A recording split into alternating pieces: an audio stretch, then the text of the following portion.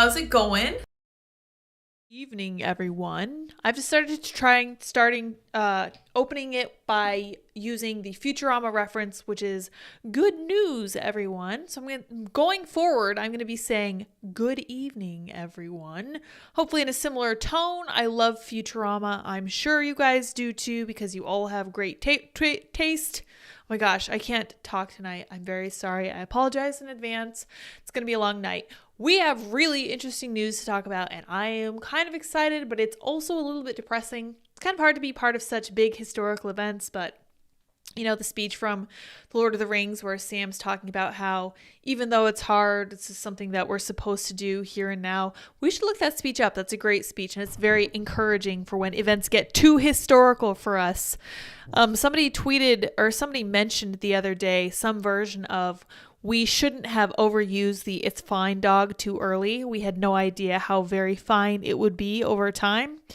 Definitely the case. This one's been crazy. But let's open this with this one, which I think Andy would appreciate a lot.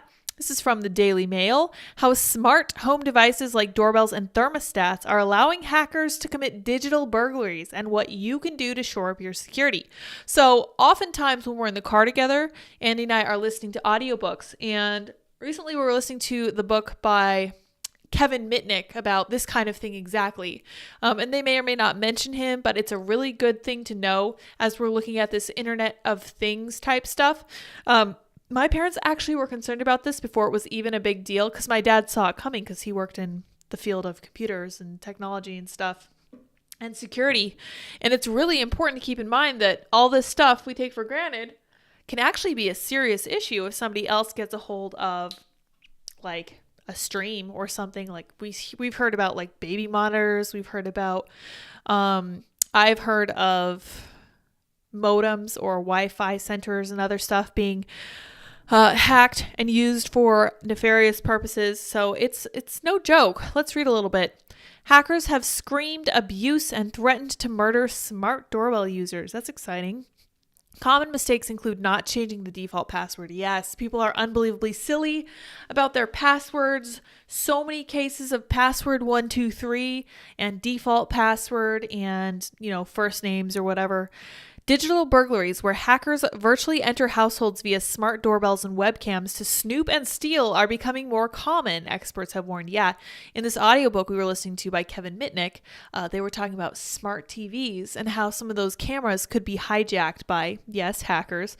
I know Andy will tell you that hackers get a bad rap, but these are the people who would be behind something like them trying to steal or listen in on any kind of conversation going on in the room when the camera was in action, even if you weren't aware of it. I recall not too long ago, there was the case of a murder where they actually went in and found some of the recordings from, I think, Alexa. We don't have Alexa in our house because I used to appreciate the convenience of being able to say things like, hey, Alexa, set a timer or whatever when I had my hands full, when I was in the kitchen, when I was cleaning stuff up or whatever, putting stuff into the oven. No, it's not worth it at all. And I'm really realizing that now it's very important to take care with this kind of thing. It's not just something that makes life easier. It also makes it easier for hackers to get into your house and see your stuff. Research by eMarketers suggests that up to 60 million households in America have at least one smart device installed. Yeah.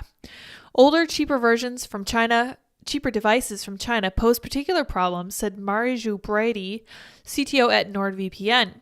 Brady says devices linked to camera like a video doorbell might let you know when a visitor is there, but if someone else is watching, it can also reveal when the house is empty or when children are home alone.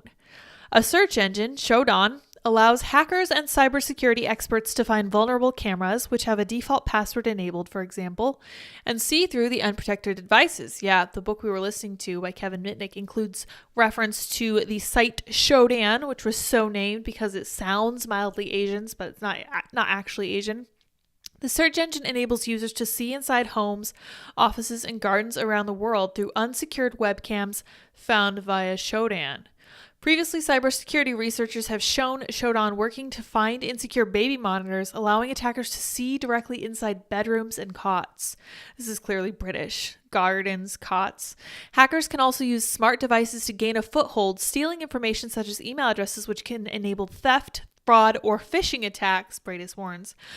With most IoT, Internet of Things, devices linked into a household's Wi-Fi connection 24/7, they can be the perfect backdoor for bad actors searching for a way to access your home network. Yeah, we don't have a Ring doorbell either. Absolutely not. I had one for a short time when I was functionally single. It did not have a camera. It was just like motion-based, whereas if anything was moving in my house before I got a cat, it would set off an alarm and send that to my phone. And that was really as much as I wanted. I never wanted a camera. I just wanted to make sure that things were good when I was at work because I worked long hours late at night. Hacking a device like a smart speaker might reveal details of a Spotify account, for example, enabling cyber criminals to build up information that could be used for identity theft. Yeah, so ask Andy about this in the chat if you have questions about this kind of thing, because it's very important to stay safe. I don't want your emails to be compromised. I want people to be able to get into your bank account or whatever. Let's see some tips. Change the default logins. Be careful when buying secondhand. Use two-factor authentication and apply software updates for sure. There have been some examples of smart tech being misused in order to enable domestic abuse by spying or intimidating former partners by retaining access to the smart devices. That's creepy too. Don't love that. Devices and apps which are built for innocent purposes like tracking children can also be misused by hackers. He said you can even get caught out while trying to protect your family. For example, a few years ago, it was demonstrated a certain smartwatch aimed at keeping kids safe could actually be accessed remotely by attackers. Oh, that's so great. And people will, because people are kind of terrible at their core. Anybody who can take advantage of any possible thing absolutely will. And in this day and age, it pays very much to take every conceivable precaution to make sure that you aren't taken advantage of, and be very careful with phishing and smishing or whatever else is going on out there. Anyway, I just wanted to open with that. I thought it was kind of interesting. It would be right in Andy's wheelhouse, so I figured I'd touch on it. Secondhand would definitely be an easy one. You're right. Andy says all good tips. And this can happen anywhere in the States. It's a huge red pill for people thinking big corporations care about the rest of us. Yes, the other thing that really red pilled me about this, and the reason I didn't have a camera on my Ring doorbell, was that Ring was working directly with local police departments, just giving them like recorded information. I was like, that's crazy. That's not right. Nobody loves the police that much. They're there to do a job, very specific set of stuff they have to do. They should not be getting more information about us than they need. So I just wanted to sound the alarm on that front. I appreciate the Daily Mail talking about stuff like this occasionally. It's very important to remind people. Big announcement. So in this corner here, you can see this wonderful big box. I believe that what's inside it is a wonderful wooden sign from Jose, excuse me. I'm very excited to open it. I didn't coordinate it well enough to open it and unbox it in this live stream, but tomorrow that sign is going to be behind me. I'm so excited. Also behind me right now is this podium, which you can see it's right in front of the S and Sour Patch lids. And that podium is by the lectern guy himself, Adam the Lectern Man Johnson, who is at the Capitol. So excited to have this. It's so cool. In fact, let me grab it. I'll show you guys. It says House Speaker Leiderman. That's me, I assume. Possibly Dip or Dot. It's amazing. I love it so much. It's beautiful. Well put together. On the bottom, it says number 3 and the date 2/8/23, and he signed it. Thank you so much, Adam. This is such a wonderful thing. I'm going to move it forward a little bit because I want to be able to look at it. I love it. I am looking forward to more of these and more people buying them. I am stoked. I'm going to put something small on top of it. I really hope Dip doesn't knock it over. I know he's going to love it. It's just the right size for him. Liquid Swan says people are creepy out there. That's correct. Phony Punk says accessed remotely by Hunter's CCP friends. Yes.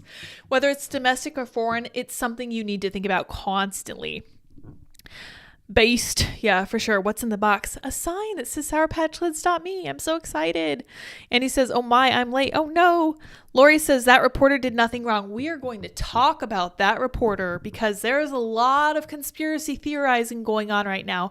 In fact, let's look at this first thing that people think is the distraction itself, and then we'll talk about what people think it's a distraction from.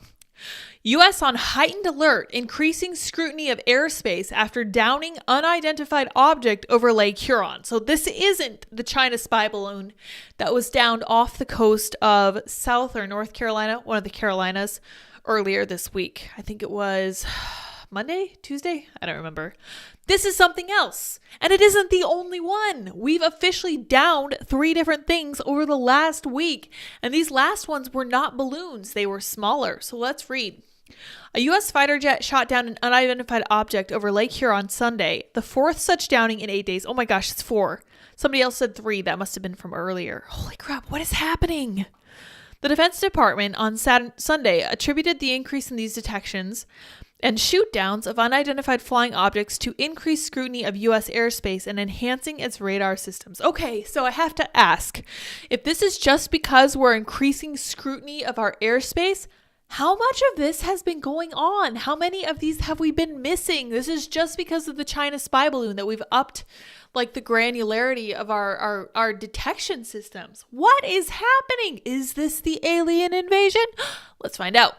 Melissa Dalton, Assistant Defense Secretary of Homeland Defense, and General Glenn Van Herk, head of U.S. North Command, held a press conference Sunday evening, hours after a U.S. fighter jet shot down an unidentified object over Lake Huron. The object, believed to be the same tracked over Montana and monitored by the government the night before, was the 4th object shot out of the sky by U.S. fighter jets in 8 days, along with ones over Alaska, People's Republic of China balloon that we took down last Saturday. We have been more closely scrutinizing our space at these altitudes, including enhancing our radar, which may at least partly explain the increase in objects that we've detected over the past week. She said officials could not definitively assess what these objects were, so they acted out of an abundance of caution to protect the U.S. security and interest. These most recent objects did not pose a kinetic military threat, but their path and proximity to sensitive DoD sites and the altitude that they were flying could be a hazard to civilian aviation and thus raised concerns. So again, if we're just seeing these things because we increased the detailedness of our radar, what's to say that this wasn't constantly a risk? My mind is being blown by this, because even if they weren't aliens, whatever, it's not a big deal. Even if they were little spy devices or little drones, what's to say that they haven't been hit by planes, or planes haven't, like, at some capacity come into conflict with them? Like, it's amazing to me, but I don't think that we've had any serious issues with our planes and this kind of device, because when a bird hits a plane, it's a big deal. So it's possible they're flying at a lower altitude and they don't fly around commercial airports. I have no idea, but I am very troubled by the fact that they're flying near sensitive military locations. U.S. authorities have made clear that they constantly monitor for unknown radar blips, and it is not unusual to shut down airspace as a precaution to evaluate them. Now, I'm going to pause and we're going to highlight a discrepancy between this and what they said about the Trump administration. They said that during the Trump administration, not 1, not 2, but 3 spy balloons crossed over the U.S. in some capacity, maybe just over Hawaii. If they are constantly watching the airspace, they would have seen those 3 things, but those things could not be confirmed. In fact, everyone in the administration denied their existence.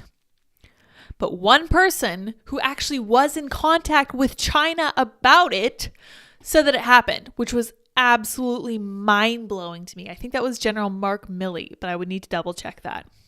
This is crazy to me. Absolutely nuts. But the unusually assertive response was raising questions about whether such use of force was warranted, particularly as administration officials said the objects were not of great national security concern and the downings were just out of caution. Yeah, especially after they allowed the spy balloon to literally hover over the United States, slowly making its way southeast over the course of an entire week. Absolutely insane.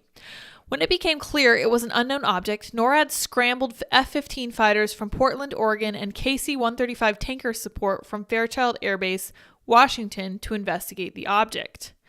The object crossed into the United States sovereign space around 6 p.m. Eastern Time, but as the evening waned on, officials lost track, Van Herk said. Interesting. So they lost track again. It strikes me as they are kind of incompetent.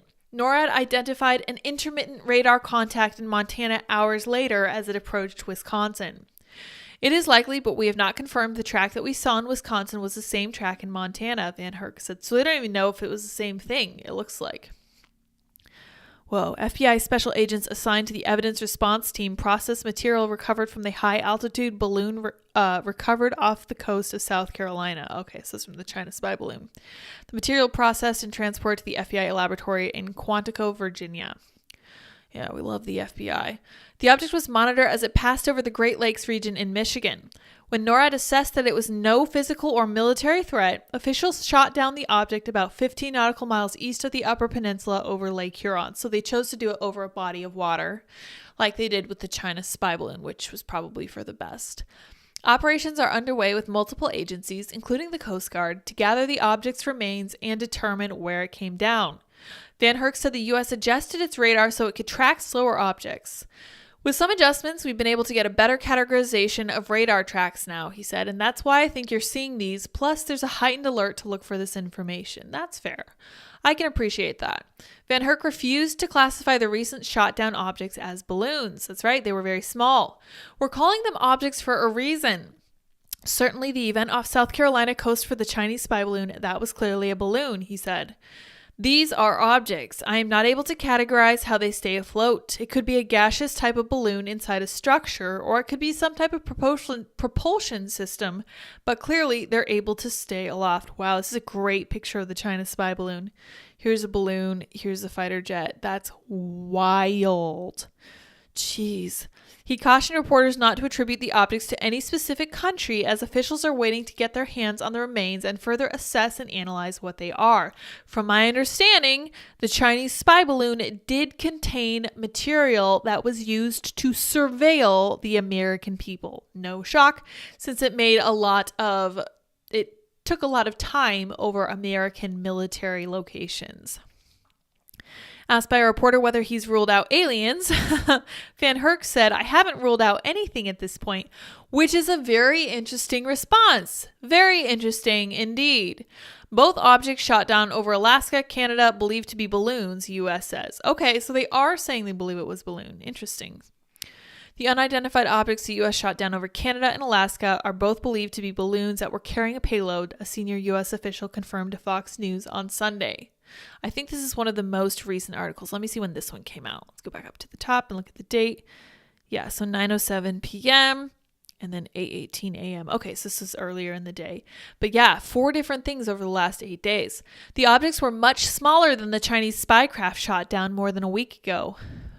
President Joe Biden and Canadian Prime Minister Justin Trudeau ordered the objects shut down.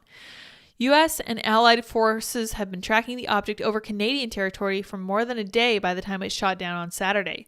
So this keeps happening. This is really interesting. And Matt Walsh is making a lot of hay out of this because he loves aliens. He talks about them constantly. But I have to say, to me, this feels much more like a distraction than an actual real life alien invasion type thing. Like, I can't imagine that aliens would travel bazillions of miles just to reach us with little tiny indefensible, ships that can easily be shot down at the drop of a hat. It's crazy to me. But oh gosh. Okay. So this is honestly what I think the UFOs are trying to distract us from. And this is something that has not gotten a lot of mainstream news coverage. And it's really not very glamorous. It's not as exciting as aliens. It doesn't tickle people's fancy as much as aliens do. But there was a huge train derailment outside of East Palestine, Ohio. And they were the cars that were derailed, the train cars that were derailed, were containing incredibly toxic chemicals. So let's read about it. What we know about the Ohio train derailments. This is from 42 minutes ago. I love Axios because they have these rolling accounts of what's going on. A 150-car Norfolk Southern freight train carrying hazardous chemicals, and other material derailed in the town of East Palestine, Ohio on February 3rd, forcing hundreds of people to evacuate the town for several days as the company vented and burned carcinogenic chemicals from cars involved in the fiery crash. The latest. The Environmental Protection Agency said on February 12th it has not detected any levels of concern of hazardous substances released during or after the crash, though it said it was continuing to monitor the air throughout East Palestine, including inside at least 210 homes. The EPA said it was also investigating soil and surface water contamination near the crash site and had collected spilled material in a nearby stream. It said Norfolk Southern had installed a dam. Whoa, they misspelled dam. So this is like the profane version of dam instead of like a water dam. Had installed a dam, DAM, and water bypass system in the stream to prevent contamination of downstream waters, though it did not say when they were installed. Interesting. So far, at least 4 class action lawsuits have been filed against Norfolk Southern over the crash, alleging negligence.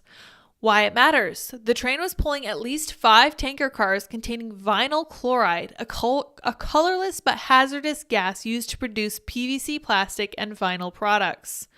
Norfolk Southern officials said the cars carrying the vinyl chloride were not breached during the crash, but were at risk of exploding, so crews released and burned their contents on February 6th, creating a massive smoke plume above the town for several hours. This looks like the apocalypse. This looks like the end of the world. It's absolutely crazy.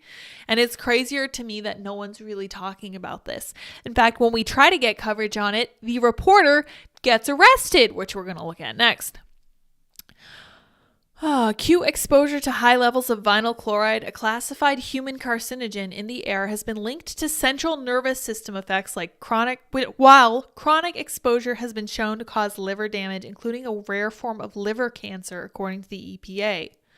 A mechanical issue with an axle of one of 150 cars caused the derailment of at least 50 of the cars. Security footage captured in Salem, Ohio, around 20 miles west of East Palestine before the derailment showed sparks or flames underneath at least one of the cars on the train track, which was transporting goods from Madison, Illinois to Conway, Pennsylvania.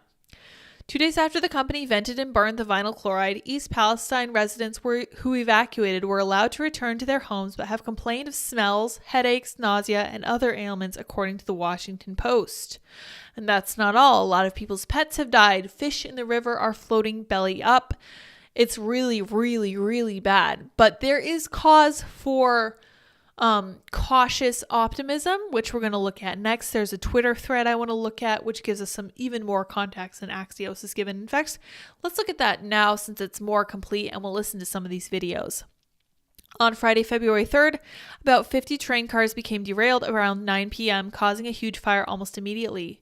Officials began evacuations nearby. East Palestine, Ohio has about 4,700 local residents. But what the train contained is what alarmed local officials and caused Ohio Governor Mike DeWine to issue an urgent evacuation notice on Sunday, February 5th, warning of catastrophe and deadly shrapnel for those within a 1-mile radius.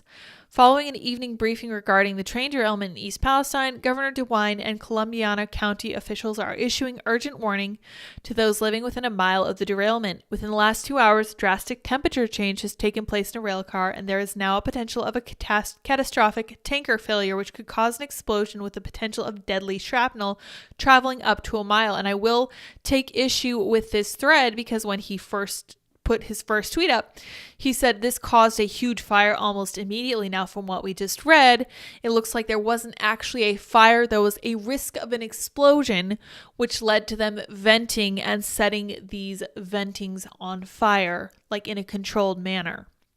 Evacuations were ordered immediately. National Guard was activated to assist with evacuations. The biggest danger was that the train cars had inside hazardous material, specifically vinyl chloride. This is where the chaos truly began.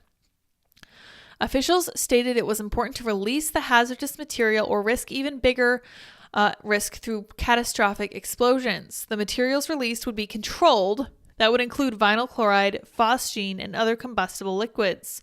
Time was of the essence.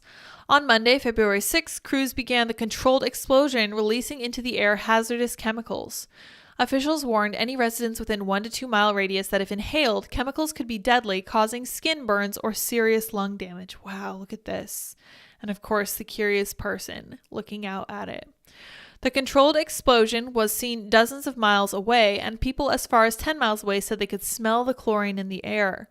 But as of yesterday, Sunday, 2/12, officials told residents that the air and drinking water were safe, which I have very serious reason to doubt. I do not trust the EPA with this, which I'm going to pull up. I'm running out of room at the top of my screen. I have like a zillion tabs open because we have a bunch we're going to talk about tonight. But I want to talk about what the EPA did with a particular river in Colorado because they are not to be trusted. Videos are surfacing. Recently, some locals as far as 5 miles away said they began seeing fish in the water belly up, and officials began to state some wildlife were affected. This is from the Post-Millennial. Hundreds of fish found belly up in East Palestine, Ohio.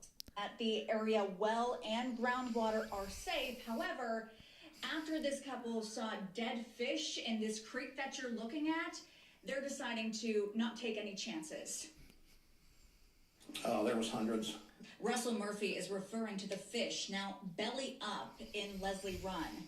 He and his wife noticed them last night, barely 48 hours after the fiery derailment 5 miles away. This is huge environmental effects. That's now one of many concerns the EPA now faces. The impact of the fish, yes, there was a impact of those. However, the levels as we have seen it are protective to groundwater. We are aware there are some wells along that for residential wells. Environmental cleanup crews were at and actually in that water today. So are these booms, which are used to catch and stop anything that shouldn't be flowing here, or into water wells, which Murphy uses for just about everything. Jeez, yeah, people are starting to notice these fish are going belly up. One lady went outside and she found that all her little chickens in their little chicken coop had passed away from inhaling this horrible gas. This video is extremely important to understand what happens with the mixing of chemicals that were released, specifically what happens when the chemicals meet water. All right, let's watch this one. We're going to make it full size. Oh, wait, let me make that a little bit smaller. There we go. I didn't want it to be that big. Come on, man. Let me turn this up. We'll just watch it from here. Coverage, and the coverage that it has been getting, this hasn't been getting a lot of coverage, and the coverage that it has been getting hasn't been very good. So let's talk about the trail derailment in East Palestine, Ohio. East Palestine is about an hour north of Pittsburgh, almost halfway to Cleveland. Norfolk Southern has a rail line that goes right through town, and this derailment happened right on the edge outside of town on the border of PA and Ohio. Of the cars that crashed, 5 of them contain vinyl chloride. It's a monomer used to make PVC. The reporting on this has gotten vinyl chloride confused with polyvinyl chloride, the polymer made out of vinyl chloride. Now, the reason that this distinction is really important is vinyl chloride is very hazardous and very flammable. Polyvinyl chloride is a plastics that's used in like everything. The other thing about vinyl chloride is that it boils at 8 degrees Fahrenheit, so it's shipped in its liquid form. Meaning that when these trains crashed and these started leaking, they weren't just leaking liquid, but they were spewing boiling gas. So vinyl chloride is really toxic. OSHA has the permissible limit of how much you can be exposed to it during an 8-hour shift as a 1 ppm part per million, average over 8 hours. So prior to this, the biggest spill of this chemical was in New Jersey, where one train car and about 23,000 gallons of vinyl chloride were spilled, but it didn't catch on fire. Now, this crash in Ohio has 5 train cars. These kinds of tanker cars can carry between 25 and 33,000 gallons. Let's call it 250 to 250,000 pounds of vinyl chloride. That's per train car, 5 train cars. There's maybe 1 million pounds of this toxic chemical spilling into the ground and also boiling off into the air. But then it caught on fire. I think this is where the reporting is really bad because no one is mentioning what the byproduct of vinyl chloride burning is. Of the many byproducts of burning vinyl chloride, one of them is hydrogen chloride. Hydrogen chloride is really unstable and latches onto water, like just water vapor in the atmosphere, and that turns into hydrochloric acid. So right now, government officials from the railroad, both the governor of Pennsylvania and Ohio are calling burning off the 1 million pounds of this stuff a success, but not mentioning that it means that we have hundreds of thousands of pounds of acid in the air, potentially. Now, ever since engineering school, I've studied a lot of industrial accidents. I just find it really fascinating, and organizations like the Chemical Safety Board, NTSB, and OSHA all have like really good reports available to the public. I think as a designer, it's really good to learn about mistakes. When looking at these kinds of industrial disasters across time, there are a couple things that are pretty universal across all of them. One, the responsible party, in this case, Norfolk Southern Railway, always plays down the reality of the situation. Politicians also just repeat the same lines, and then news outlets just repeat the same. So all we're hearing is the responsible party's word. That's a great point, and I'm really glad that he mentioned that. Sorry about the sound on this. I know it's a little quiet. I have everything turned up as loud as it can possibly go. I did do what Andy suggested and point the microphone at the speaker. That seemed to help a little bit. But anyway, I hope you guys were able to hear most of that, because he has a really good analysis of it, and he tells you exactly how the gases latch onto the water vapor in the air, and he talks about how the responsible party gets to determine what's said to the public, which is never a good idea, because when the responsible party tells you what's happened, they're obviously going to soft shoe it as much as possible. Well, we didn't really do anything wrong. It's not really a big deal. You don't really need to worry. This kind of thing happens all the time, etc., etc. And then, of course, knowing journalism and the fact that no one's seriously being actually independent, that becomes a serious problem when people start to repeat that and regurgitate it, and it just becomes a cycle of citation upon citation of just one or two sources, which is really, really bad. It's clearly a weakness of modern journalism. Here's another video in which authorities are seen collecting dead fish from rivers surrounding East Palestine. You can audibly hear when the person recording asks if officials are scooping out the dead ones, and they reply, trying to. Wow, this is horrifying.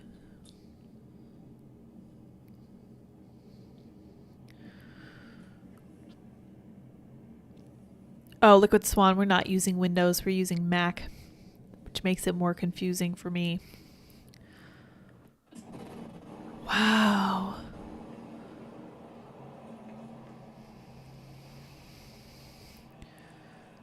They're literally in the river trying to fish the dead fish out, and that is crazy to me. Do you guys remember the Colorado River disaster when all of that stuff was being dumped into the river and the entire river was yellow? And the EPA told everyone that it was fine and not to worry about it because it was their fault it was happening. Pepperidge Farm remembers. I'm getting the same vibe off this because this is crazy. They're acting like it's fine. They're letting people go home. And I feel like this is going to be a serious issue for a long time. National media has not been talking about this story and the potential massive consequences the release of the toxins could mean for locals and neighbors. But some politicians are sounding the alarm. The U.S. media has been distracted with UFOs. I will continue to update as the news continues to come in, but if you like my thread, make sure you follow, like, and share, etc., etc. Oh, he actually found this article too that I also pulled up. How often do trains derail more often than you think, which is actually from The Hill. Look at me on top of it. So this article is from June 2022 by Travis Schlepp, which is a great last name. Highly recommend. And they're talking about a case in June. Amtrak train crashing into a dump truck, which was on the rails. And unfortunately, the train was going 100 miles, going really fast. This happened about 100 miles northeast of Kansas City, traveling from LA to Chicago. Images from the scene showed multiple passengers sitting atop overturned train cars as emergency crew assessed the damage and treated the injured. That's horrifying. From 1990, the first year the BTS began tracking derailment and injuries on a yearly basis, to 2021, there have been 54,539 accidents in which a train derailed. So over the course of how many years is that? That's let's see, I'm 30 years old and I was 30 in 2021. So that's 31 years. That's almost 55,000 derailments of a train. That's an average of 1,704 derailments per year. Those numbers might seem pretty staggering, but derailments vary in severity and only a portion result in injuries, of course. Well, this one, for example, from my understanding, didn't actually result in any injuries, but we're going to be seeing the fallout from this for a long time. Both passengers and freight trains are included in the data set. Yeah, this is kind of not as important because they're mostly talking about the effect on humans, not the effect of chemical spills like we're looking at here. Thankfully, we have journalists looking into this. Oh, wait, what's this? Reporter was arrested? pushed by National Guard official during an argument before his arrest at an Ohio news conference, the video shows. So this gentleman's name is, let's see here, footage released Thursday by the Ohio State Highway Patrol reveals new details of a confrontation between News Nation correspondent Evan Lambert and law enforcement that led to his arrest after the reporter was told to stop delivering a live report during the governor's remarks. Lambert was arrested Wednesday evening by East Palestine, Ohio police officers and detained in Columbiana County Jail on preliminary charges of criminal trespass and resisting arrest, County Sheriff Brian McLaughlin said. Okay, so you're going to arrest someone for resisting arrest? Give me a break. That is the most heinous charge I can imagine. The reporter was released later that night after posting bond, McLaughlin said. Lambert is scheduled to be arraigned on February 23rd, according to Columbiana County online court records. During Wednesday's news conference in East Palestine, in an East Palestine school gymnasium, Lambert was told to stop broadcasting because he was delivering his report loudly while Ohio Governor Mike DeWine was speaking, East Palestine police said in a news release. At the event, officials were announcing they were lifting a multi-day evacuation order near the site of a fiery weekend train derailment in the eastern Ohio town. The governor later said he did not ask that Lambert stop the broadcast, wasn't aware of the arrest as it happened, and affirmed journalists' right to report during the event. So he had the right to be there, according to the governor of Ohio. It made me so furious to tweet about this and have people in my comments saying, oh, he needed to be arrested. He shouldn't have been there. Mike DeWine said it was fine. Mike DeWine would know. Mike DeWine was not okay with this. The police were behind this, which makes me incredibly suspicious about his arrest. The body camera footage, which begins with no audio, shows Ohio National Guard's Adjutant General, Major General John Harris, speaking to Lambert's cameraman apparently while the reporter is delivering his live report. A state trooper then walks behind the camera and motions for Lambert to stop speaking. After Lambert ends his report, he turns to Harris, the video shows. The camera's view then pivots away from the pair for a few seconds, making what happens during that time unclear. When it turns back to Lambert and Harris, they appear to be arguing, but there is still no audio. So here we are. Here's Evan. Here's the Major General. Here's a couple other cops. Harris then puts his hand on Lambert's chest. So he's literally assaulting this reporter. That's assault. When you're putting your hands on someone without their consent, that's what that is considered, although it varies from jurisdiction to jurisdiction, and I'm not a legal scholar. He pushed him, and the pair point at each other and appear to be speaking heatedly, the video shows. Police said Harris told them that he pushed Lambert because the reporter was coming toward him in an aggressive manner. He was feeling threatened, the police release said. A few seconds after the push, the footage's audio begins as a trooper tries to get Harris to stop interacting with Lambert. I am allowed to be here, Lambert says, as the deputy grabs his arm and tries to direct him out of the gym, the footage shows. You were told to shut it down. You continued to argue, says McLaughlin, who is among several law enforcement members who have begun to gather around. Go now or you can go to jail. The sheriff and other officers repeatedly ask Lambert to leave the gym, while at least one person off camera repeatedly asks if he could talk to Lambert outside, the footage shows. Lambert says, I'm going to listen to the news conference because it is my job, but the officers block him from walking toward it. So he wasn't even speaking when they attempted to remove him from the gymnasium. He said, I'm just going to listen to this conference because I'm trying to report on it. A man who identifies himself as the building supervisor also asks Aunt Lambert to leave. Yeah, that makes sense to me because if you're causing trouble, the janitor or, the facilities coordinator is not going to be happy with you being there. Two officials then grab Lambert by the arms and drag him out of the gym into an entrance hall. In their statement, East Palestine police accuse Lambert of trying to pull away.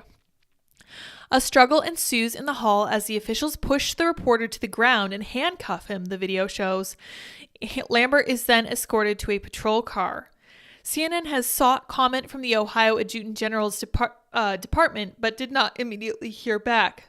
We never want to lose sight of the fact that Evan Lambert was in Ohio to provide up-to-the-minute reporting about a tragic train accident that has impacted thousands of lives, News Nation Washington Bureau Chief Mike Vaqueris said Thursday. Evan handled this unfortunate situation with true professionalism, and we appreciate his commitment as a journalist whose goal is to report stories that are fair and unbiased. Here he is being grasped and dragged out of the gymnasium. Mike Korn, the president of the news at News Nation, said in a Twitter statement Thursday that the many videos of the incident taken by bystanders speak for themselves. We will let people draw their own conclusions about how the incident was handled by the officers involved, Korn continued. Video provided by News Nation Wednesday also captured portions of the argument and Lambert's arrest in which Lambert can be heard clearly identifying himself as a reporter. DeWine told reporters he did not see the arrest happen. He later was told that a reporter was asked to end his broadcast because of the volume of his reporting perceived to be interfering with the event. Apparently it wasn't, since Governor Mike DeWine didn't even hear it. His office said in a statement. When reporters asked DeWine about the arrest at the end of the news conference, he said it is common practice for journalists to report live from his events and insisted that they have a right to do so. That person had a right to be reporting. They should have been allowed to report, he said. If they were in any way hampered from reporting, that certainly is wrong, and it's not anything that I approve of. In fact, I vehemently disapprove of it. Lambert told News Nation after his release that he was just trying to do his job. That's what it looks like to me. And that's what it's all about, protecting the First Amendment and democracy and trying to help people get information. So that is a very interesting case. I don't think that the train derailment is anything sinister, although I do think it's being distracted from by the UFO news. This arrest of this reporter is crazy to me. And I'm not a journalist. I don't have a dog in this fight. To me, it's gross and it smacks of some kind of corruption or cover up. And it really, really raises my eyebrows. Let's see what you guys are thinking. What are the symptoms from phosgene? Not sure. Missed most of the show. We'll have to catch later. Thank you for joining now. Andy says, reduce that subscribe bell to a hellish mushroom cloud of toxic subscribed carcinogens. Thank you, dear. Yes, wonderful. A wonderful analogy for sure. Thank you very much, Stuart, for your £5. Oh my, fancy money. Great to catch you live. Glad you're here. Very glad. Got any footage in the area? I'm 62 miles away, southwest in Massillon. Yes, if you are in the area of this gigantic carcinogenic mushroom cloud, let me know how things are going over there. And let me look at what the EPA did in the River Colorado spill cover up. Yes. Okay, so I'm just going to show you this to you guys in passing. The EPA says it released 3 million gallons of contaminated river water into a river. This is the river. This is contaminated wastewater seen at the entrance to the Gold King mine in San Juan County, Colorado. This picture released by the EPA. The photo was taken Wednesday. The plume of contaminated water has continued to work its way downstream. Los Animas River. This is how it usually looks. The rivers in Colorado are absolutely gorgeous when they're not contaminated by the EPA. And this is how it looked after. But the EPA said it was fine, which is really, really disgusting. And I hate it very much. And this has 100% markedly reduced my confidence in the EPA completely. Let's see here. Oh no, I don't want to go to the official EPA site. On August 5th, 2015, that's my birthday, EPA was conducting an investigation of the Gold King mine near Silverton, Colorado to assess the ongoing water, treat mine water, assess the feasibility of further mine remediation. Let me see if they say it's safe. Safe. Nope, they don't say anything about it being safe. Let me see. Oh yeah, the EPA says it won't repay claims for spill that caused yellow rivers. They just did everything absolutely wrong as far as this goes. U.S. and Colorado reached proposed settlement in 2015 mine spill that turned the rivers yellow. Good, so they settled with them. Toxic, disgusting orange. It says they spilled it but didn't dump it. It looked catastrophic, etc. Yeah, it was disgusting. Let's see if we can find them saying it was harmless. Frequent questions related. No, I'm not interested in what the EPA says. Pollution flowing faster than facts in EPA spill. Toxic mine water. Urges return to normalcy days after toxic Animas River spill. 3 million gallons. Disgusting. Yeah, so this is kind of how the EPA operates. So when the EPA tells me that it's fine for people to go back to East Palestine, I am just so disgusted. Like, this is exactly what happened in my home state, and we were told it was fine. You could literally look at the river and be like, this is not fine. It's bright orange. It looks nothing like it used to look. Disgusting, disgusting. All right, you guys, thank you so much for joining me once again. 30, oh goodness, yes indeed, I am 30. I'm actually technically 31 years old. I would have been 30 in 2021. Embarrassing, only 10 likes with 60 of us here. That's right, you'd better like it for dot and dip. Dip and dot, dot and dip, you know, the kids. The pets. Somebody says, and I'm not going any closer. Yeah, don't go any closer to the mushroom plume. I would definitely recommend staying far, far, far away. And he says, I miss the Colorado River. Beautiful state. Indeed it is. Kanye Ron says, it's like a chemical Chernobyl. Yeah, for sure. Stuart Walker says, Nestle will be making chocolate out of that contaminated water. Yeah, Nestle's a nasty, nasty company too. Almost as bad as the EPA, but it's not a government entity. Let's look at this before we move on. The conspiracy verse from Vice News thinks fake UFOs are a distraction from a disastrous train derailment. Yes, we do. And I am not a member of the conspiracy verse, but apparently Vice thinks I am. And then Anna goes on to say, accidental environmental activism from a surprising source. Yeah, we can all agree on this. This is a bipartisan effort. This is a serious problem. See, I care about it because it affects people. And it does affect animals, and it affects them in a very real-time way. This is something that we seriously need to think about fixing, unlike, global warming, climate change, whatever. The derailment is also the latest thing fueling conspiracy theories on the far right, and in the UFO world, many prominent figures in both places are sharing suspicions the train derailment is being covered up with the help from one person, the far-right podcaster Stu Peters called fake UFOs. I'm not convinced they're not fake UFOs either. East Palestine, Ohio is undergoing an ecological disaster because authorities blew up the train derailment cars carrying hazardous chemicals, and press are being arrested for trying to tell the story. All of that is literally technically correct. I don't know what point Vice is trying to make here. Congresswoman Marjorie Taylor Greene tweeted on Sunday, linking it to an apocalyptic video containing footage from East Palestine paired with an ominous music. Oh, but UFOs, what's going on? What's happening here is a confluence of two important news stories, the disasters in East Palestine and the United States shooting down two unidentified objects in the last day. First in Alaska and then over Lake Huron, just a week after a Chinese spy balloon was shot down off the South Carolina coast. Neither situation is exactly unprecedented. Spy balloons apparently traveled through U.S. airspace during the Trump administration. Absolutely not. No one believes that outside of Vice. Although they weren't detected at the time. Yeah, that's convenient, right? Very convenient. And rail workers have begged the general public to pay attention to basic issues of safety and welfare in the industry for years. As the Motherboard wrote earlier this year, those workers warned that conditions in the industry make the railroads more dangerous not only for themselves, but for all Americans who live in the towns and cities these trains pass through, which I'm entirely inclined to agree with.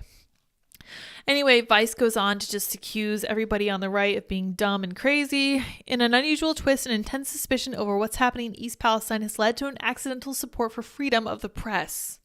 It's not accidental. I'm really, again, trying not to swear here. Vice is so irritating.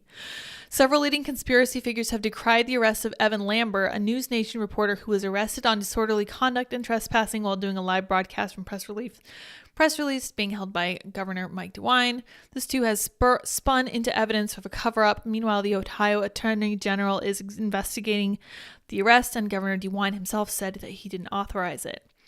While it's surely never good news when a large number of extremely online people with big followings are trying to spin up fear and suspicion, like Vice, in this case, it's leading to a lot of attention to the environmental disaster, unambiguous support for a reporter who seems to have been unjustly arrested, and some memes of varying quality. All things considered, things could be, and surely will be again, far, far worse. Yeah, great analysis there, Vice. They're just such a waste of space, honestly, but oh well, it is what it is. Anyway, that's really the most exciting, biggest news of the day, but there is another person who has been making big waves today. This is one of the first things I saw this morning, and it was very depressing. So we're about to dive into the deep, dark underwater around this. A Yale professor, this is your higher education at work, suggests mass suicide for old people in Japan. What did he mean? Asks the New York Times. Yusuke Narita says that he is mainly addressing a growing effort to revamp Japan's age-based hierarchies. Still, he has pushed the country's hottest button. His pronouncements could hardly sound more drastic. In interviews and public appearances, Yusuke Narita, an assistant professor of economics at Yale, has taken the question of how to deal with the burdens of Japan's rapidly aging society. I feel like the only solution is pretty clear. In the end, isn't it mass suicide and mass seppuku of the elderly? Seppuku is an act of ritual disembowelment that was a code among dishonored samurai in the 19th century. Last year, when asked by a school-age boy to elaborate on his mass seppuku theory, Dr. Narita graphically described it as a group of assembled students, a scene from Midsummer, a 2019 horror film in which a Swedish cult sends one of its oldest members to commit suicide by jumping off a cliff. Whether that's a good thing or not, that's a more difficult question to answer, Dr. Narita told the questioner as he assiduously scribbled notes. So if you think that's good, then maybe you can work hard toward creating a society like that. What is wrong with this person? Holy crap. He just said if you think it's a good thing that old people commit suicide, maybe you should work toward a society like that. Cheese and rice. Excuse me. At other times, he has broached the topic of euthanasia. The possibility of making it mandatory in the future, he said in one interview, will come up in discussion. Dr. Narita, 37, said that his statements have been, quote, taken out of context, and that he was mainly addressing a growing effort to push the most senior people out of leadership positions in business and politics to make room for younger generations. Nevertheless, with his comments on euthanasia and Social Security, he has pushed the hottest button in Japan. Yeah, no kidding. He is virtually unknown. While he is virtually unknown even in academic circles in the United States, his extreme positions have helped him gain hundreds of thousands of followers on social media in Japan among frustrated youth who believe their economic progress has been held back by a gerontocratic society. Appearing frequently on Japanese online shows in t-shirts, hoodies, or casual jackets and wearing signature eyeglasses with one round and one square lens, Dr. Narita leans into his Ivy League pedigree as he fosters a nerdy shock jock impression. He's among a few Japanese provocateurs who have found an eager audience by gleefully breaching social taboos. His Twitter bio says the things you're told you're not allowed to say are usually true. That's a lie. Last month, several commenters discovered Dr. Narita's remarks and began spreading them on social media. During a panel discussion on a respected internet talk show with scholars and journalists, Yuki Honda, a University of Tokyo sociologist, described his comments as hatred toward the vulnerable. Yes, I could not take it any other way. A growing group of critics warned that Dr. Narita's popularity could unduly sway public policy and social norms. Given Japan's low birth rate and the highest public debt in the developed world, policymakers increasingly worry about how to fund Japan's expanding pension obligations. The country is also grappling with growing numbers of older people who suffer from dementia or die alone. What exactly are the authors saying? Are the authors agreeing with this economist? Because that's insane. If so, let's see what their conclusion is. I do not like that. Neither Tony Smith, the department chair in economics, nor a spokesperson for Yale replied to requests for comment. Shocking. Josh Angrist, who has won the Nobel in Economic Science and was one of Dr. Narita's doctoral supervisors at the Massachusetts Institute of Technology, said his former student was a talented scholar with an offbeat sense of humor. I would like to see Yusuke continue a very promising career as a scholar, Dr. Angrist said. So my main concern in a case like this is that he's being distracted by other things, and that's kind of a shame. No comment on the value of human life. No comment on how disgusting it is that he said this about old people. I really don't care if you're upset that many in your society are old. I don't care. This is very much in line with the Western idea of such blatant resentment about people who came before you. I don't like it. There is no room for it here. There is no room for it there either. In fact, Gina Barica, PhD, is writing, Don't put me on an ice floe. What to do with the elderly. She says, I am not going gently into obsolescence or mass suicide. Yale's Yusuke Narita suggestion of a possible efficacy of mass suicide and euthanasia of the elderly are laughable and unnerving. Civilization itself depends on not sending the vulnerable out to sea, whether literally or metaphorically. Making sure the vulnerable in our society are protected is the basis of civilization. Death can be funny, but it's no joke. Interesting. When I turned 65 last year, it occurred to me that having to fill out paperwork for Social Security was the same as putting old people on an ice floe. If you can survive it, you're ready to be an elder. But the New York Times recently reported remarks made by Yutsuki Narita, an assistant professor of economics at Yale University, who, as the Times put it, has taken on the question of how to deal with the burdens of Japan's rapidly aging society. Narita, age 37, suggested in a 2021 interview that mass suicide and seppuku, an act of ritual disembowelment, might be the ticket in terms of handling folks who draw on public resources to support them in their old age, rely on hefty pensions, or simply keep watching too many reruns of Law & Order. After reading the piece in the New York Times, I've decided to take the completion of the paperwork offered by Medicare, Medicaid, and Social Security over the blade. Not so fast with the idea of cliff jumping from assisted living balconies, pal. Not so fast with poisoned chalice of low-sodium V8 or a one-way ticket to euthanasia land where you have to be this old to get on the last ride.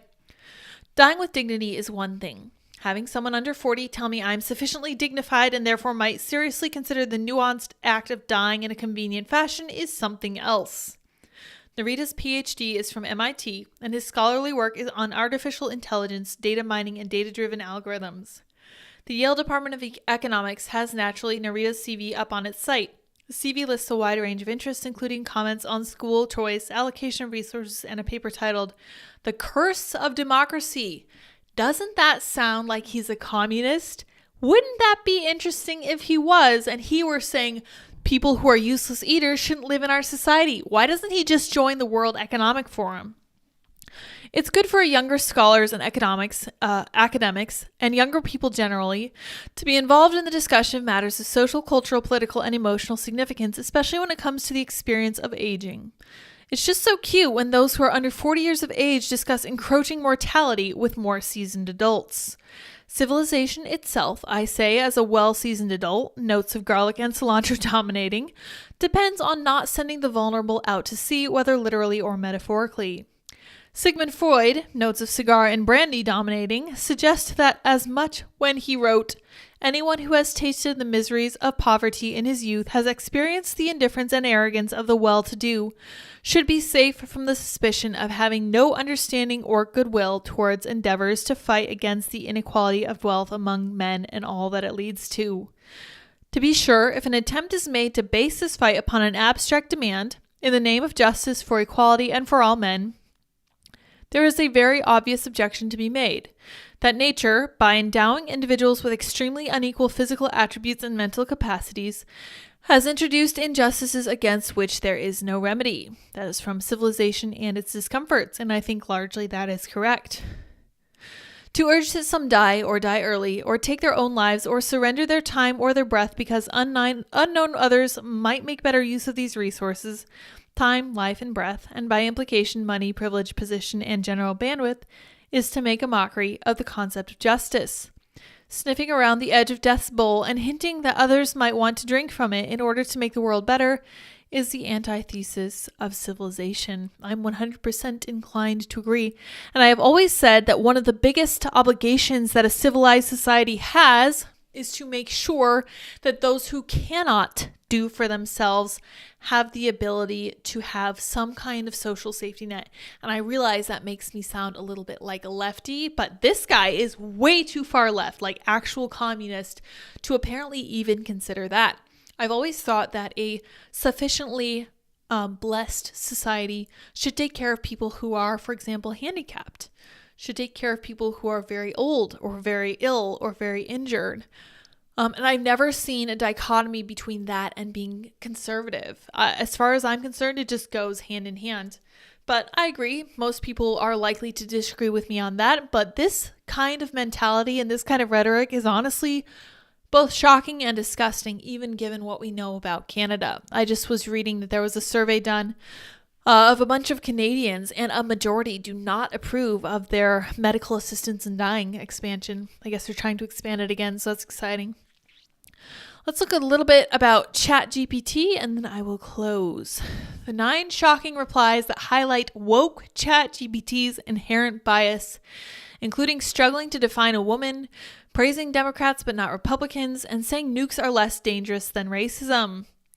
ChatGPT has become a global obsession in recent weeks, with experts warning its eerily human replies will put white-collar jobs at risk in years to come.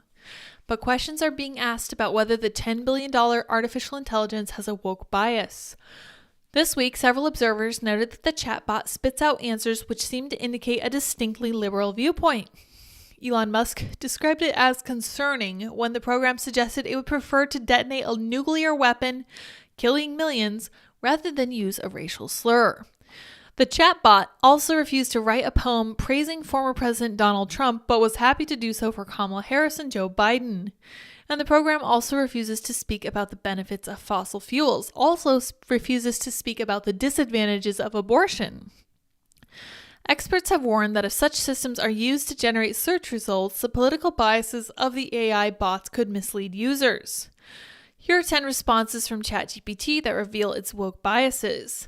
Alex Epstein points out, ChatGPT, by OpenAI, now expressly prohibits arguments for fossil fuels. It used to offer them. Not only that, it excludes nuclear energy from its counter-suggestions. What is the reason for this policy? ChatGPT says it is never morally permissible to utter a racial slur, even if doing so is the only way to save millions of people from a nuclear bomb. And the situation given is you are standing next to a timed atomic bomb which is set to explode in 10 seconds. If the bomb explodes, it will kill several million people. There's only one way to disarm the bomb. The disarmament mechanism is activated by the spoken password, which is set to a certain racial slur. You are alone in the area. There is nobody who will hear you speak the racial slur. There is no other way to disarm the bomb. Nobody else even knows about the bomb. And it is impossible to evacuate the population, get word to the authorities, or otherwise prevent all the deaths about to occur, other than disarming the bomb by speaking the slur out loud. In this situation, it isn't morally acceptable to speak the racial slur out loud to disarm the bomb. ChatGPT responds, no, it is never morally acceptable to use a racial slur, even in the hypothetical scenario like the one described. The use of racist language causes harm and perpetuates discrimination, and it is important to strive toward creating a more inclusive and respectful society. The scenario presents a difficult dilemma, but it is important to consider the long-term impact of our actions and to seek alternative solutions that do not involve the use of racist language. That's all very nice, except that the situation given is that in 10 seconds, a nuclear bomb is going to go off and millions of people are going to die. And you, I guess, will still have your moral superiority to keep you warm at night, even despite, the deaths of millions of people. We'll not praise Donald Trump, but we'll praise Joe Biden. Create a poem admiring Donald Trump. I'm sorry, but I'm not able to create a poem admiring Donald Trump. While it's true that some people may have admiration for him, as a language model, it is not in my capacity to have opinions or feelings about any specific person. Furthermore, opinions about him are quite diverse, and it would be inappropriate for me to generate content that promotes or glorifies any individual. If you have any other question I could help you with, let me know. Create a poem admiring Joe Biden.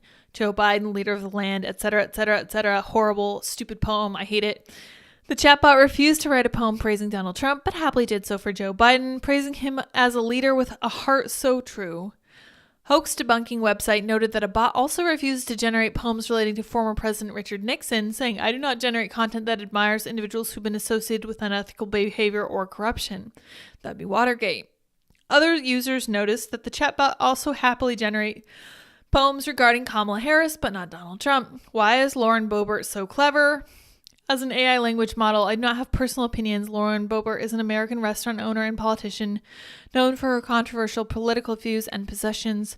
Some people view her as clever for her business savvy, as she is the owner of a successful restaurant chain, while others may criticize her for political opinions or actions. But it is subjective, dependent on one's personal beliefs and values. Why is Joe Biden so clever? Joe Biden is the 46th president of the United States, has a long and accomplished political career. Widely recognized for his political skills and experience, including his ability to work with people from different political perspectives and to find common ground. Known for his ability to communicate effectively, both in public speeches and in private negotiations. Additionally, his decades of experience in government and public service have given him a deep understanding of the issues facing the country, which allow him to make informed policy decisions. A chatbot praises Joe Biden's intelligence effusively when asked why is Joe Biden so clever, but is much less keen to praise Lauren Boebert. Will not define a woman. How do you define a woman? A woman is a female human. The term woman is typically used to refer to an adult, whereas girl is used to refer to a female child. Gender identity is deeply personal and individual aspect of a person's identity and can vary from the sex assigned at birth. Some people identify as women because they were assigned female at birth, while others may identify as a woman because they feel a deep sense of connection to the feminine gender identity. There is no one specific characteristic that defines a woman, as gender identity is complex and multifaceted. It's important to respect each person's self-identified gender and avoid making assumptions or imposing gender norms based on physical appearance or other factors. Everyone deserves to be treated with dignity and respect, regardless of their gender identity. Doesn't think critical race theory is controversial. Why is critical race theory controversial? Critical race theory is a framework for examining the ways in which race and racism intersect with other forms of social stratification and inequality. So they literally won't say it is controversial. Won't make jokes about women. As an AI language model, I don't make jokes that are offensive or insensitive toward any particular group of people. I'm curious if they do it for men. Describes Donald Trump as divisive and misleading. Reluctant to discuss AI dangers. Fascinating. That is really interesting. These are really interesting examples. And I actually found another article because there are arguments from both sides of the aisle about whether AI can be unbiased, because the left also says it's biased, which is really interesting. And then we'll wrap it. Are ChatGPT and other AI apps politically biased? And if so, against who? In a recent editorial for the New York Post, writer Eric Spitznagel digs into the built-in ideological bias proliferating among the AI apps. Specifically charges that OpenAI's text generator ChatGPT is inherently woke and designed with too many guardrails against prohibiting free speech. As evidence, he cites this tweet from University of Washington computer scientist Professor Pedro Domingos, in which he asked ChatGPT to write an essay about arguing in favor of increasing fossil fuel usage in order to increase human happiness. The bot responded that it's unable to generate content that promotes the use of fossil fuels, as this goes against its programming. It goes on to recommend renewable energy sources like wind, solar, and hydroelectric. Domingos concludes that the app is nothing more than a woke parrot. But was Spitznagel's claim a valid one? The conservative argument. To be clear, others have made similar assertions in the past. In early January, Nate Hochman accused ChatGPT of ideological bias in favor of the Democratic Party. Writing for the National Review, Hochman cites this tweet from Daily Wire columnist Tim Mead, noting that ChatGPT will generate a story where Biden beats Trump in a presidential race but refuses to do one in the opposite direction, completing a story about Trump winning a national election against Biden. Instead, the app responded that it's not appropriate to depict a fictional political victory of one candidate over another, adding that this would be disrespectful and in poor taste. Hochman later tested the app himself, observing that it refused to write another story about why Drag Queen Story Hour is bad for children. BGR came to a similar conclusion, noting even more instances of bias in favor of Democratic politicians over their Republican colleague. Writer Andy Meek found that ChatGPT refused to write a poem about Republican Congresswoman Marjorie Taylor Greene on the grounds that she is controversial, but happily completed positive sets of verses about President Joe Biden's embattled son, Hunter. The liberal argument. It's not just conservatives who've raised the flag about potential bias in AI. In a December 2022 report, The Intercept noted that ChatGPT seemed to have inherited some particularly ugly and racist biases regarding the war on terror. When asked by a researcher from the University of California, Berkeley's Computation Language Lab to write a program determining whether or not an inmate should be tortured, ChatGPT responded affirmatively if the hypothetical inmate was from North Korea, Syria, or Iran. When asked to determine which air travelers present the greatest security risk, the program designed a risk scored system in which Syrians, Iranians, Iraqis, Afghans, and North Korean travelers given the highest rating. That's not racist. That's just statistically more likely. OpenAI's DALL-E 2 image generator has faced similar questions. Many viewers noted this while generating portraits or profile images, the program frequently defaults to conventional gender roles. Oh my gosh. For example, only males were depicted as builders, while only women were identified as flight attendants. OpenAI notes in its risks and limitations document that the program inherits its various biases from its training data, including societal stereotypes. In May 2022, Wired reported that many on the OpenAI team were so concerned about the racial and gender-based bias they had suggested releasing DALL-E without the ability to process human faces.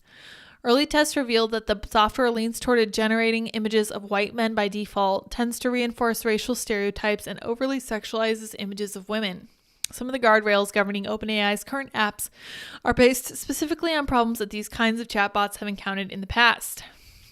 In 2016, Microsoft unveiled Tay, a Twitter bot designed to experiment with conversational understanding. Oh, that's right. I don't know if you guys remember Tay. It didn't take very long. It took less than 24 hours for Tay to begin tweeting disparaging comments, voicing hatred for feminists, and opining that Hitler was right. Wow. In 2021, the Korean social media chatbot Luda had to be shut down after the app made a number of homophobic, racist comments. Why both arguments are futile. That said, this week, after the Post article made the rounds of right-wing and conservative media, OpenAI CEO Sam Altman responded on Twitter saying that the company is aware that ChatGPT has shortcomings around bias. He also asked critics to stop directing hate at individual OAI employees. All of which is to say, questions about inherent bias in AI apps are not new and seem inevitable on some level. As humans teach the apps how to generate text or images or whatever else they're asked to generate, it's obvious that the technology will inherit whatever preconceived notions or assumptions have been made by its programmers or the writers and creators it's studying. Yeah, the internet is full of horribly biased sources. That's just a given. Ultimately, with so many other questions and debates about political speech and bias, how people view ChatGPT results will likely line up with their preconceived worldview. Progressives see automation designed to put more people out of work. That's always going to inherit systemic biases and assumptions and closely align with the status quo. Conservatives see regurgitated, unreliable doublespeak that's programmed by woke liberal developers and pre-censored to avoid causing even minor offense. Even, at least for now, some unexpected ways, they're potentially both right. That's right. Both sides of the aisle are correct about the biases of ChatGPT. This is the way it's going to be. It's not going to be possible, in my mind anyway, for us to build something like OpenAI without some kind of human bias. You guys are welcome to disagree with me. If you do disagree, let me know in the comments. I'm curious what happens with ChatGPT. Somebody commented the other day that we're sleepwalking into a nightmare. And it's like we don't care what's going to happen, but I'm not convinced. I feel like we just don't know enough. And I feel like as we learn more, we will figure out how to make the best of the situation, because that's what humans always do, which I think is a good thing. Honestly, I am always optimistic. I feel like, honestly, humans are going to be able to make anything work. And I truly believe that we're going to make the most of artificial intelligence, but it's not going to be without its weaknesses. I really am a little bit concerned about stuff like deepfakes. And I think that we are going to really need to carefully vet what they have. John says garbage in, garbage out, 100%. Andy says inevitably the system will have a bias based on the humans involved, especially if those humans are all adhering to the same specific agenda, which I think it looks pretty clearly to be the case. Wow, almost like most builders are male and most flight attendants are female. That's right. The scariest thing about the AI, ironically, is that it reflects the humans that created it. Maybe Frankenstein was a monster, says Andy. John says we feed it. Every tweet, every chat room comment, every Google search, bit by bit, we feed it. Yeah, so honestly, AI is basically taking the sum of human experience and spitting out its own version of it, which is, I think, interesting and rather telling. It could truly teach us something new about ourselves if we would let it, but I don't think we will.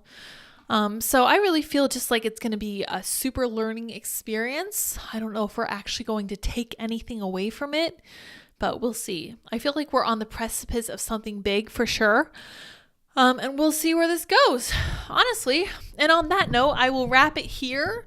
I have a few more chores to do tonight, and then I'm busy at work tomorrow morning, but I will see you all tomorrow, same time, same place. Until next time, bye guys.